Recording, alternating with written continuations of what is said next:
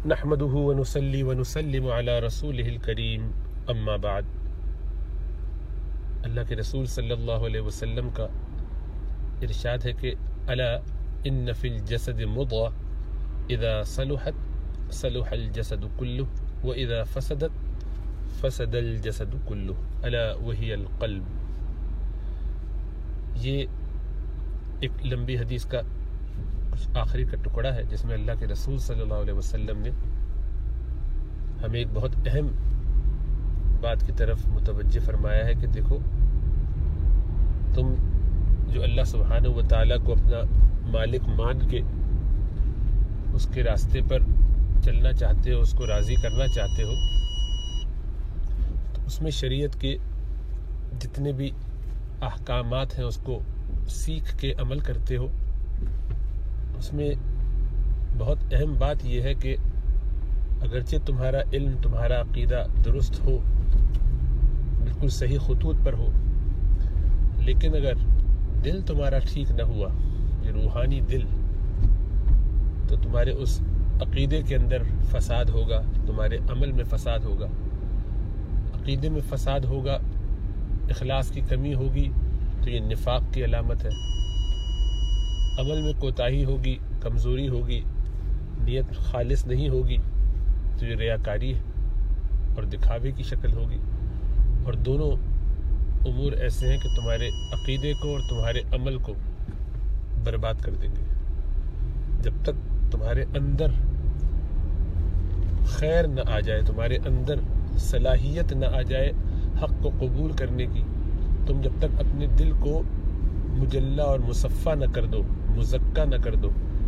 اس وقت تک تمہارا کام بنے گا نہیں۔ بظاہر تم بہت سارے ایسے کام کر رہے ہو کہ جو دیکھنے والے کو لگے کہ شریعت کی پابندی ہو رہی ہے، تمہیں خود بھی یہ خوش فہمی ہو کہ تم بہت شریعت کے مطابق چل رہے ہو، لیکن اگر اندر گندگی بھری ہے تو اس ظاہر سے خالی کچھ نہیں ہونے والا۔ اندر اور باہر دونوں جگہ شریعت کی پابندی ہونی چاہیے۔ تو جس طرح ظاہری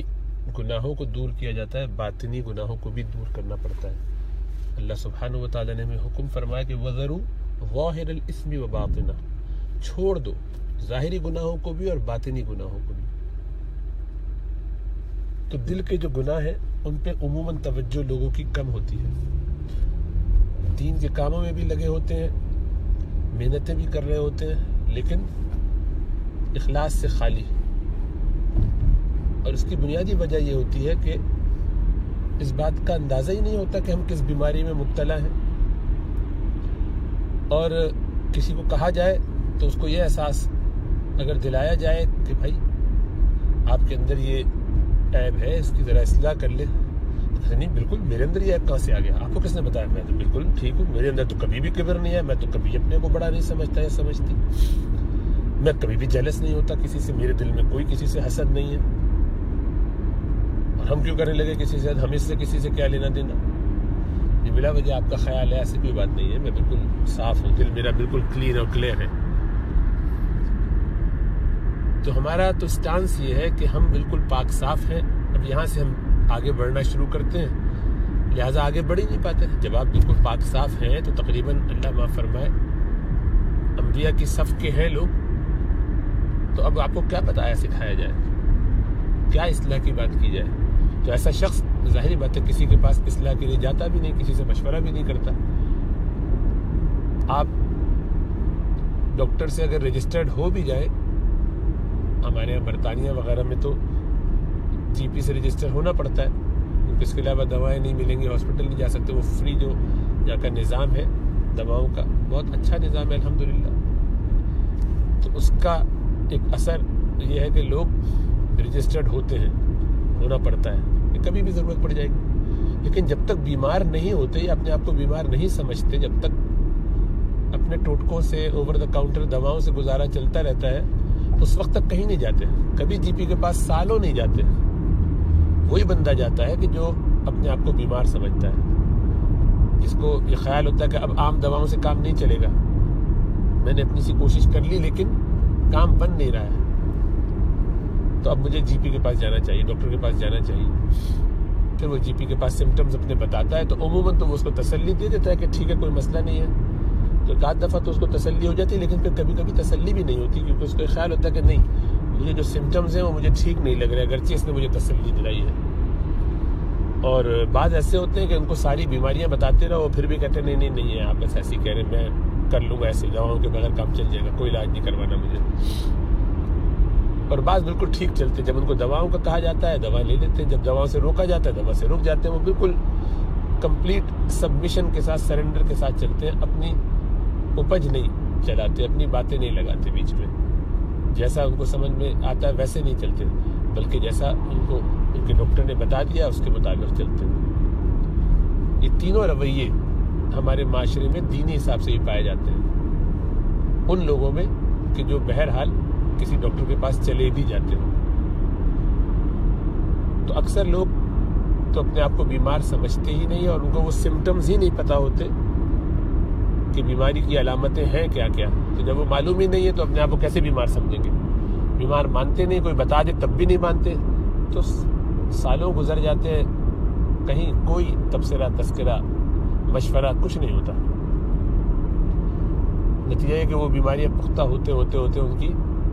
عادت ثانیہ بن جاتی ہے، ان کی زندگی کا حصہ بن جاتی ہے. وہ چلتے رہتے ہیں، یہ سمجھتے رہتے ہیں کہ ہم تو بالکل ٹھیک چل رہے ہیں. جس کو جو لگا بندہ کام مل گیا وہ اس میں لگ جاتا ہے. یہ وہ لوگ کہ جو دیندار ہیں ان کی بات ہو رہی ہے. عوام الناس کا تو کیا کہنا کہ وہ تو بھی بہت سے ایسے لوگ ہیں کہ جو فرائض سے بھی دور ہیں، حراموں سے بھی نہیں بچ رہے، بہت سارے ایسے کاموں میں لگ گئے ہیں کہ بس اللہ سب کو ہدایت دے، ظاہری کاموں میں بھی. لیکن جو لوگ نماز روزے کی پابندی کرنے لگے، کسی درجے متدین ہو گئے ہیں، ظاہر میں کچھ شریعت کی پابندی کرنے لگے، عورتیں ہیں تو حجاب زندگی میں آ گیا ہے، مرد ہے تو داڑھی سنت کے مطابق رکھ لی ہے، حلال حرام کی فکر کرتے ہیں. تو یہ لوگ بھی ایسے ہیں کہ ان میں یہ تین طبقے ہیں. اول تو جاتے ہی نہیں کہیں، تو جو جاتے ہیں اپنے امراض کی کچھ ان کو اگر شناخت ہونے بھی لگتی ہے، کم از کم فکر ہوتی ہے، یہی ہوتا ہے کہ چلو ہم اپنا چیک اپ ہی کرا لیں. کوئی سمٹم نہیں سمجھ میں آ رہا، کوئی بات سمجھ میں نہیں آ رہی، نارمل ہے جیسے پہلے رہتے تھے، لیکن شاید کوئی ایسی بیماری ذرا چیک تو کروائیں، اتنی عمر ہو گئی، ہو سکتا ہے ہمارے اندر بھی یہ ساری خرابیاں ہوں. تو اول تو یہ احساس ہی نہیں پایا جاتا. اور اس طرح کے جو لیکچر بیانات سنتے بھی ہیں تو اس میں ان کو یہ لگتا ہے کہ بھئی تو دوسروں کی بات کر رہے ہیں نا، میرے اندر کہاں یہ بڑی بات ہے. ایک درس میں بہت سارے لوگ جمع تھے تو میں نے ایک سوال کیا ان سے، پرانی بات ہوگی، تو میں نے کہا یہ بتائیے کہ آپ میں سے کسی کو روحانی امراض ہیں، ایسی بیماریاں ہیں کہ جن کو ہم روحانی امراض کہہ سکتے ہیں؟ پھر میں نے کچھ نام بھی گنوائے. تو ایک صاحب بولے فوراً کہ کم از کم میں کسی کو حقیر نہیں سمجھتا. اس پہ جب بات ہونے لگی کہ کسی کو حقیر نہیں سمجھنا چاہیے کیونکہ یہ کبر کی علامت ہے، تو کہنے لگے میں کسی کو اپنے سے حقیر نہیں سمجھتا. میں نے کہا تو بہت اچھی بات ہے، بہت بڑی بات ہے، اللہ سبحانہ وتعالیٰ سب کو ایسا رکھے. پھر میں نے کہا کہ خاندان میں کوئی بندہ، کوئی بندی، کوئی رشتہ داروں میں، محلے میں؟ نہیں ایسی کوئی بات نہیں. تو اس زمانے میں آصف علی زرداری صاحب حکومت میں تھے، تو میں نے کہا کہ آصف علی زرداری سے بھی اپنے آپ کو حقیر سمجھتے ہیں؟ تو فوراً بولے کہ اب اتنا بھی برا نہیں ہوں میں. تو فوراً ہم سب مسکرانے لگے، ہنسنے لگے. میں نے کہا تو یہ تو ابھی ہم یہاں تک آئے ہیں، یہ آپ کا خیال ہے کہ آپ اپنے آپ کو بالکل عام، سادہ اور حقیر سمجھ رہے ہیں؟ ایسا ہوتا نہیں ہے. ہم سب ایسی 20 بیماریاں اپنے دماغ اور دل میں لیے پھر رہے ہیں، لیکن ہمیں اس کا اندازہ بھی نہیں ہے کہ ہم کر کیا رہے ہیں. ان میں سے ہر بیماری ہمیں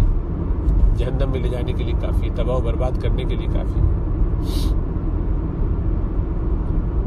اللہ ہم سب کو ہدایت دے اور سمجھ عطا فرمائے. باہر جو اچھے کام نظر بھی آ رہے ہوں تو یہ سمجھنا چاہیے کہ کہیں ایسا تو نہیں کہ میں اس حدیث کا مصداق ہوں کہ اللہ سبحانہ و تعالیٰ کے رسول صلی اللہ علیہ وسلم بیان فرما رہے ہیں کہ اللہ سبحانہ و تعالیٰ اس دین کی خدمت بعض اوقات فاسق و فاجر سے بھی لے لیتے ہیں. اللہ سبحانہ و تعالیٰ تائید کروا دیتے ہیں، مدد فرما دیتے ہیں رجل فاجر سے بھی، خراب بدکار اور برے انسان سے بھی اللہ سبحانہ و تعالیٰ دین کی کوئی خدمت لے لیتے ہیں۔ اگر آپ جو کام کر رہے ہیں وہ واقعی اچھا ہو، ٹھیک ہو، شریعت کے دائرے میں ہو، تب بھی یہ خیال ہونا چاہیے کہ کہیں ایسا تو نہیں کہ میں ان فاسق و فاجر لوگوں میں سے ہوں اپنے گناہوں کی وجہ سے کہ مجھ سے اللہ یہ کام لے رہے ہیں۔ نہ کہ یہ کہ ہم تو بڑے اچھے کاموں میں لگے ہیں، اس کا مطلب ہے کہ ہم تو اسپیشل ہوئے، چنیدہ ہوئے۔ ہم لوگوں کو اتنا صبح شام درس دے رہے ہیں، سمجھا رہے ہیں، بتا رہے ہیں، ادھر جلسوں میں جاتے ہیں، ادھر پروگرامز میں جاتے ہیں، اتنے دروس، اتنے قرآن کے لیکچرز اور سرکلز اور سب بیانات چل رہے ہیں، کورسز اٹینڈ کر رہے ہیں، تو یقیناً ہماری زندگی بہت آگے ہے اور لوگوں سے، عام لوگوں کو کیا پتہ، یہ تو عام ہے، ہم اصل خاص ہیں۔ تو یہ جو اپنے بارے میں خوش فہمی ہمیں ہو جاتی ہے دیندار لوگوں کو، یہ بہت بڑا مرض ہے، بہت خطرناک، یہ جاہ کا اور عجب کا ایسا خطرناک گھیرا ہے کہ اس سے ہم اپنے آپ کو بچا نہیں پاتے اور سب سے دیر میں جاتا ہے یہ مرض۔ تو اس کا حل کیا ہے؟ اس کا حل یہ ہے کہ سب سے پہلے تو آدمی کو یہ احساس ہو کہ ہو سکتا ہے نظر نہ بھی آتے ہو تو بھی ہو سکتا ہے کہ مجھے بہت سے امراض ہوں، تو ان امراض کے بارے میں کسی حاذق طبیب سے، جو روحانی طبیب ہو، اس سے مشورہ کرنا چاہیے، پوچھنا چاہیے کہ میرے یہ احوال ہیں، یہ زندگی کے معاملات چل رہے ہیں، میں اپنی زندگی کو کیسے تبدیل کروں۔ تو اب وہاں سے کچھ رہنمائی ملے گی، کچھ طریقہ بتایا جائے گا، اس کے مطابق عمل کریں۔ لیکن ہمارے یہاں معاملہ یہ ہے کہ یہ کام بھی ہم کرنے کے لیے اس لیے تیار نہیں ہوتے، ہمیں ایسا حب جاہ کا مرض لاحق ہے کہ ہم اس میں چاہتے ہی ہیں کہ جس کو ہم بتا رہے ہوں، جس سے ہم بات کر رہے ہوں، وہ سب چھوڑ چھاڑ کے ہمارے لیے لگ جائے اور صبح شام جو ہے بس ہم اس سے جیسے سوال کریں وہ جواب ویسے دے، جو ہم چاہتے ہیں ویسے جواب دے، جو وہ کام کہے اس کے لیے ہم 25 ایکسکیوز بنا دیں گے، نہیں یہ تو مجھ سے نہیں ہو سکتا، اس کی وجہ تو یہ ہے، میری تو یہ مجبوری ہے، میں تو یہ نہیں چھوڑ سکتا، میں تو یہ نہیں کر سکتی، میرے لیے تو یہ پرابلم ہے۔ تو اپنے صبح شام کے وہ 20 مسائل گنوا کے ہر معاملے میں بس وہ کسی طریقے سے میری مرضی کے مطابق شیخ میری انگلیوں پہ ناچے اور استاد مجھے بتائے وہ جو میں سننا سمجھنا چاہتی ہوں، جو میں کرنا چاہتا ہوں، جو مجھے پسند ہے۔ مشکل باتیں نہ کریں، ایسی باتیں کریں کہ جو ہم کرنا چاہتے ہیں، جس سے ہمارا دل لگے۔ جس کو باہر نکل کے کام کرنے کا شوق ہے تو اس کو باہر کے ہی کام دیے جائیں، جس کو گھر میں رہنے کا شوق ہے اس سے کوئی اور کام نہ کہا جائے، بس وہی کہا جائے جو مجھے قبول ہو، پسند ہو، میری مرضی کے مطابق چلے شیخ، استاد میری مرضی کے مطابق بتایا کرے۔ تو ظاہری بات ہے کہ نہ یہ تعلق اس میں اصلاح کا بنتا ہے، نہ اس سے کوئی فائدہ ہوتا ہے۔ یہ سب نفس پروری ہے، وہ بھی اس لیے کر لیتے ہیں تاکہ ہم دنیا میں اس سرکل میں جب اٹھتے بیٹھتے ہیں کہ جہاں لوگ شیوخ سے اور اساتذہ سے وابستہ ہیں، تو وہاں ہم یہ بھی کہہ سکتے ہیں کہ چلو ہم بھی کسی استاد کے ساتھ جڑے ہوئے ہیں، ہمارا بھی کوئی شیخ ہے، ہمارا بھی کوئی مینٹور ہے، کوئی ہمیں بتاتا ہے، یا کم از کم دل میں اگر یہ فیلنگ ہے کہ استاد ضرور ہونا چاہیے، شیخ ہونا ہی چاہیے ہمیشہ، تاکہ ہمیں رہنمائی ملتی رہے، تو کم از کم ہم اپنے دل کو یہ تو کہہ کے مطمئن کر دیں کہ ہم بھی بیعت ہیں کسی سے، یا کم از کم کسی سے تعلق رکھتے ہیں، یا کم از کم مشورے کرتے ہیں، کوئی ہمارا استاد ہے۔ تو یوں اپنے دل کی اور خواہشات کی خوب پاسداری ہو رہی ہوتی ہے،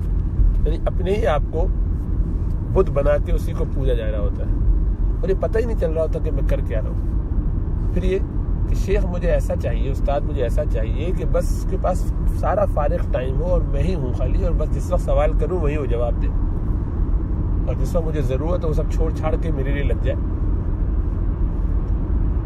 تو ایک دفعہ رپورٹ بھیجی، مثلاً جواب نہیں آیا، تو ارے تو عجیب آدمی جواب ہی نہیں دیا، فائدہ کیا رپورٹ دینے کا۔ 2 مہینے بعد پھر رپورٹ بھیجی، جواب نہیں آیا، لو یہ تو کوئی فائدہ نہیں۔ کسی اور سے اتفاق سے پتہ چل گیا کہ فلاں خاتون نے بتایا کہ ہمیں تو شیخ نے فوراً جواب دیا، اچھا اب تو دل جل بھن کے اندر سے کھپ گئی، بالکل ختم۔ یہ کیا ہو گیا؟ یعنی اس کا مطلب یہ ہے کہ یہ شیخ کی زیادہ منظور نظر ہے اور میں نہیں ہوں، تو اب یہ مقابلہ۔ اور یہ بھی ہوتا ہے کبھی کبھی کہ ہمیں سب سے بڑے شیخ سے بیعت ہونی ہے، عام آدمی سے نہیں، کسی ایسے شیخ سے رابطہ، استاد سے ہم شاگردی کا تعلق بنائیں گے، خاص طور سے عورتوں میں، کہ اس کا نام بھی ہو، دنیا میں ذرا پتہ چلے، لوگ واہ واہ کریں۔ اب یہ کیا بات کہ میں ایک عام سے کسی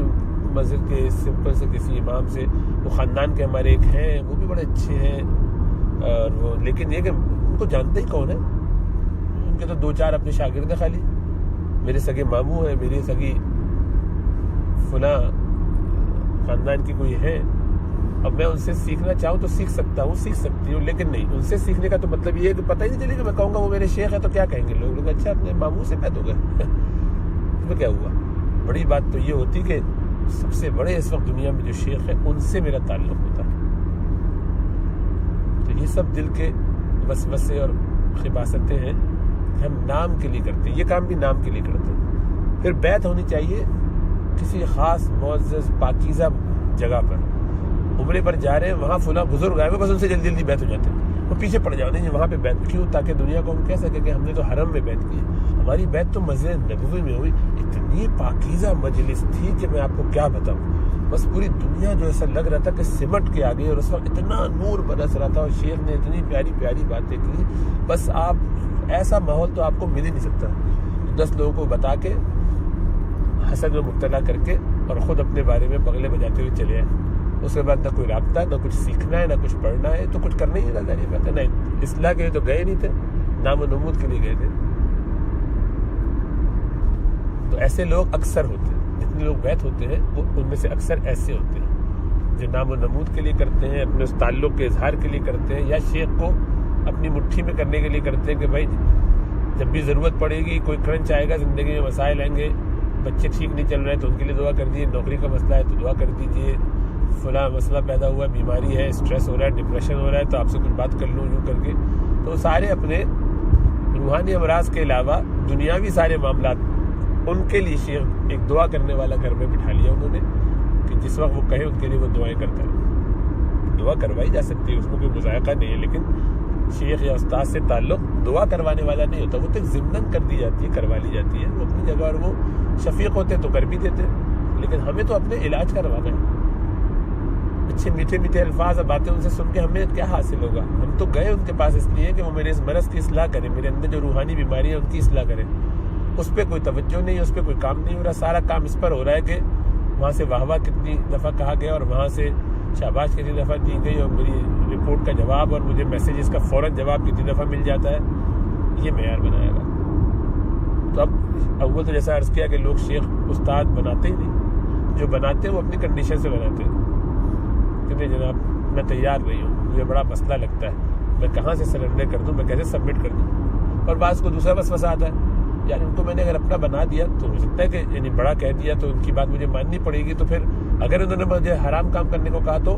اگر انہوں نے خلاف شرع کوئی بات کرنے ہوگی تو میں ان کی بات مان لوں، میں تو نہیں مانوں گا، کیسے مان لوں؟ وہ تو غلط ہے۔ تو بھائی پہلے ہی آپ کو یہ چیک کرنا چاہیے تھا کہ وہ شیخ شریعت کا پابند ہے کہ نہیں۔ تو جو شریعت کا پابند ہے تو آپ تو ماشاءاللہ شریعت کی بہت پابندی کرتے ہیں، اور وہ شیخ نہیں کرتا ہوگا، یعنی آپ تو کوئی گناہ ماشاءاللہ نہیں کرتے، اور شیخ سے گناہوں کی زندگی گزار رہا ہے، تو پھر شیخ بنائے کہ ان کو،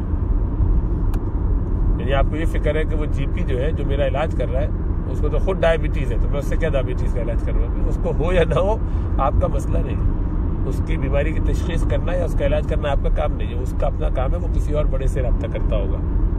آپ کو تو اپنا علاج کروانا ہے، آپ اپنا علاج کروائیے، لیکن نہیں، یہ کیسے کر لیں؟ تو کبھی کبھی یہ وسوسہ آتا کہ اگر شیخ نے خلاف شرع کام کہہ دیا، تو بات یہ کہ شیخ کا خلاف شرع کہنے کا کتنا چانس ہے آپ کے اپنے خلاف شرع اعمال کے مقابلے میں؟ انسان ہے، ظاہری بات ہے وہ غلطی کر سکتا ہے، جب ایسا کہے گا تو آپ مشورہ کیجیے گا، پوچھیے گا، بات کیجیے گا، پھر اب کیا کریں، پھنس گئے۔ بہرحال سب سے پہلا اس میں اسٹیپ یہی ہے کہ آدمی کو، عورت کو یہ معلوم ہو کہ اس کے اندر بہت سے ایسے امراض ہیں جس کی تشخیص نہیں ہو پائی ہے، اور اس کے اندر یہ صلاحیت نہیں ہے کہ وہ اپنی تشخیص ان سارے امراض کی خود ہی کر سکے، اس کے لیے کسی ماہر روحانی طبیب کے پاس جانا پڑتا ہے، اس سے رابطہ کرنا پڑتا ہے، وہ دل کی اس بیماری کو جج کر کے اسیس کر کے بتائے، انالائز کرے، اور پھر اس کے بعد وہ غیبی طور پہ نہیں بتاتا، اس کو وہ سمٹمز معلوم ہونے چاہیے، وہ آپ ہی بتائیں گے، پھر وہ آپ کو کچھ نسخہ بتائے گا، نسخے کی بنیاد پر آپ عمل کریں گے، نسخے پر پھر 2-3 دن بعد، ہفتے بعد وہ آپ کو جب بتایا گیا کہ مہینے بعد، 2 مہینے بعد، بھائی جو یہ دوائیں دی ہیں، یہ اذکار بتائے ہیں، اس کو کرو اور 2 مہینے کے بعد مجھے رپورٹ کرو. تو اب یہ 2 مہینے کے بعد آپ رپورٹ کریں گے تو بتائیں گے بھائی میری کیفیت یہ ہوئی، فلاں گناہ جو میرا تھا وہ اس میں کچھ کمی آئی ہے، بدنگاہی میں کمی آئی ہے، مثلا اب زبان میں اتنا نہیں چلاتی، یا میری جو ہے وہ کمائی میں حرام جو تھا اس کو میں نے کم کرنے کی کوشش کی، الحمدللہ حلال پہ لگ گیا ہوں. تو جو بھی جس کا مسئلہ ہے، اپنے ان امراض، غصے پہ قابو پا رہا ہوں، جو جس کا مسئلہ ہے وہ اس پہ آہستہ آہستہ اثرات جو اس کے آ رہے ہیں اس ذکر کے وہ بتاتا ہے. تو شیخ اس کے حساب سے دواؤں کو ایڈجسٹ کر دیتے ہیں، روحانی دواؤں کو، اذکار کو، تسبیحات کو، مشاغل کو.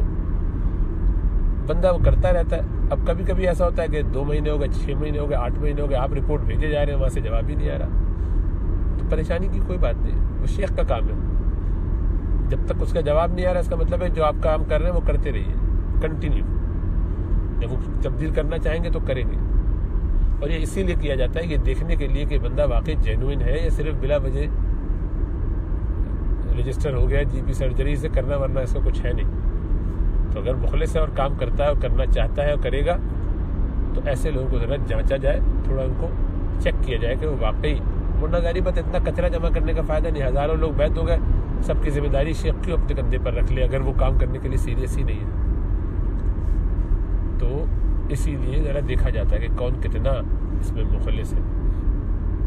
بہرحال تو سب سے پہلا اسٹیپ کیا ہوا کہ اللہ سبحانہ و تعالیٰ سے دعا کی جائے کہ یا اللہ مجھے توفیق عطا فرمائیے.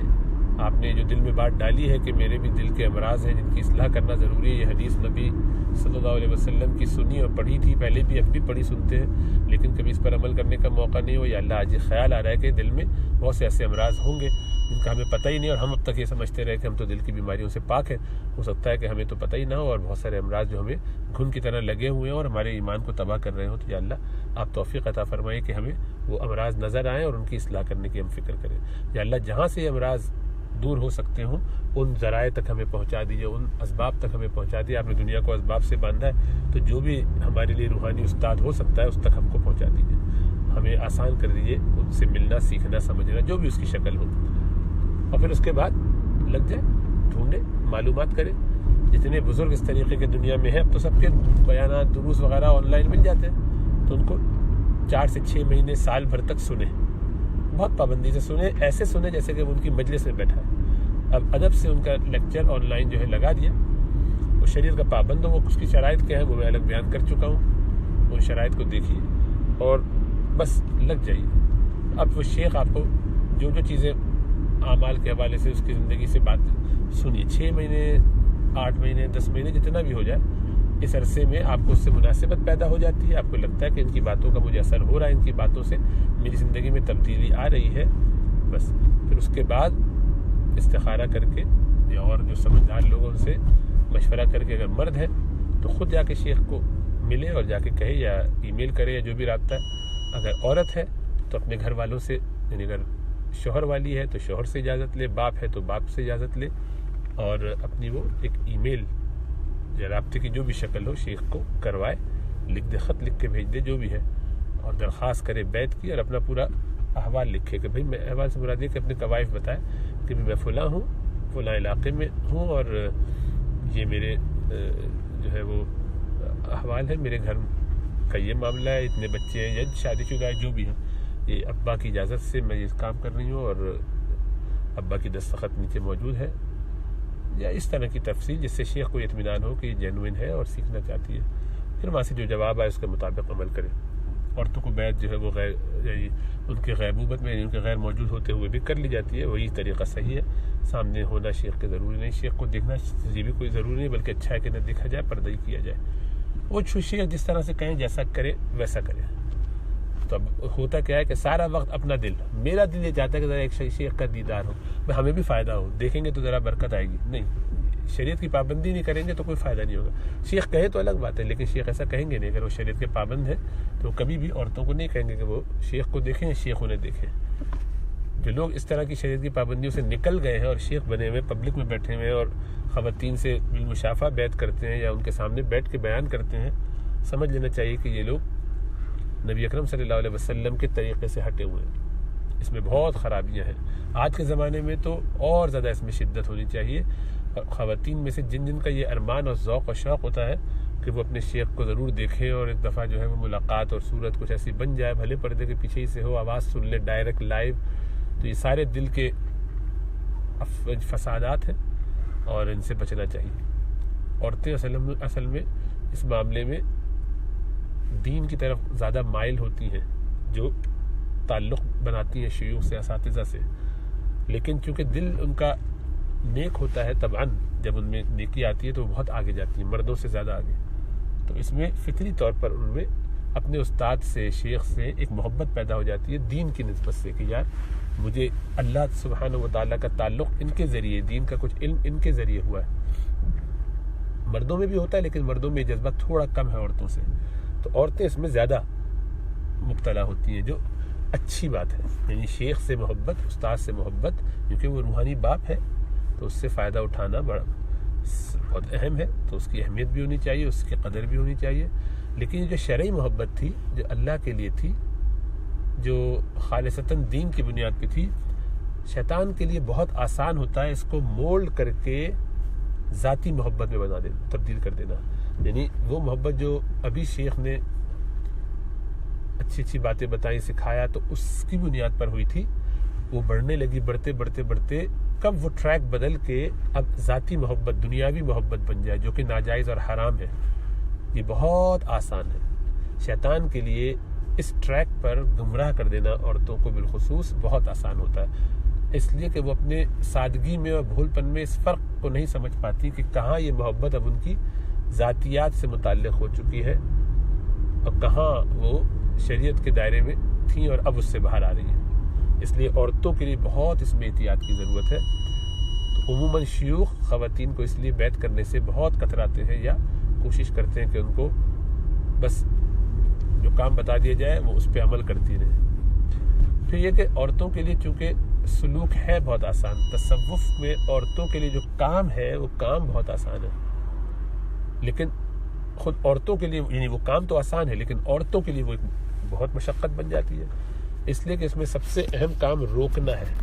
جہاں مردوں کا معاملہ یہ ہے کہ مردوں کو کام کرنا زیادہ پڑتا ہے، اپنے آپ کو صحیح لائن پہ لانے کے لیے مثبت کام بہت کرنے پڑتے ہیں۔ عورتوں کے لیے زیادہ اہم یہ ہوتا ہے کہ وہ بہت سارے منفی کاموں کو چھوڑیں، اور ان کے مثبت کام بھی گنتی کے ہیں، ان کو ایک جذبہ ہوتا ہے مقابلے کا اور بہت سے مثبت کام کرنے کا، چونکہ دینی جذبہ زیادہ ہوتا ہے تو آگے بڑھ کے بہت سارے مثبت کام بھی کرنا چاہتی ہیں، یعنی باہر نکل کے کام کرنا چاہتی ہے، دروس میں جانا ہے، مجلسوں میں جانا ہے، گہرا دین کا علم سیکھنے کی فکر ہو گئی کہ اب عربی گرامر پڑھنا ہے، بہت شوق سے پڑھ رہے لگے میں صبح شام کسی بھی کام میں لگ گئے تو بس اب وہ لگ جاتی بہت ہی فوکس ہو کے۔ اس کی وجہ سے ظاہری بات ہے اگر ان کے دیگر فرائض چھوٹتے ہوں، بیوی جو ہے اور اس کے بچے اگر افیکٹ ہوتے ہوں، یا شوہر یا سسرال، ان کی وہ خدمت چھوڑ کے کیونکہ مجھ پر یہ ذمہ داری نہیں ہے تو اب میں سب کام چھوڑ کے میں تو خالی عربی سیکھوں گی، تو ظاہری بات ہے کہ یہ تو روحانی زہر ہے جو وہ اپنے آپ کو کھلا رہی ہے، لیکن اس کو سمجھ میں نہیں آئے گا۔ یہ شیخ اس کو یہ بات کہے گا تو کہے گا مزہ نہیں آیا، وہ شیخ بدل لینا چاہیے، وہ والا شیخ چاہیے جو ہمیں ہر وقت باہر ہی نکلنے کو کہے اور باہر کے سارے کام کرنے پڑے گھر میں۔ اس کو روکنا بڑا مشکل ہوتا ہے، تو اس کو عورت کو نیکی کے کاموں میں جو اضافی وہ نفلی کاموں میں لگ جاتی ہے، اس کی وجہ سے اس کی فرائض اور بہت ساری اور چیزوں میں کوتاہی ہونے لگتی ہے، یا ان کاموں سے کہ جو اس کو آسانی سے اللہ تک پہنچا سکتی تھی، وہ ان کاموں کے مقابلے میں ان کو ترجیح دیتی ہے کہ جن سے ترقی کی راہیں رکتی ہیں، لیکن اس کو ایسا نظر آتا ہے کہ یہاں زیادہ ترقی ہو رہی ہے، یہ زیادہ مجھے مزہ آ رہا ہے۔ اب وہ سارے کام مزے کے لیے کرتے ہیں، تفریح کے لیے، ان کو یہ پتہ نہیں چل رہا ہوتا کہ وہ اپنے دل کے لیے کر رہے ہیں، اللہ کے لیے اب کرنا چھوڑ چکے،